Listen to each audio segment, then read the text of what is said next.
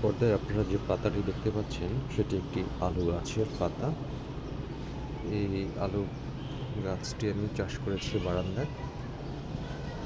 বারান্দায় চাষ করার ফলে দেখুন এটি কিন্তু ডালপালা মেলেছে অনেক, এবং এটির লতাটা এখানে এসে মোড় নিয়েছে।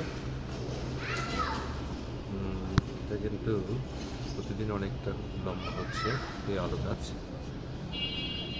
এই আলু গাছটা হচ্ছে যখন মরে যাবে তখন সেটার মাটি খুঁড়ে এখানে আলু গাছ পাওয়া যায়। মাটি খুঁড়ে এই আলুটা খেতে কিন্তু অনেক সুস্বাদু।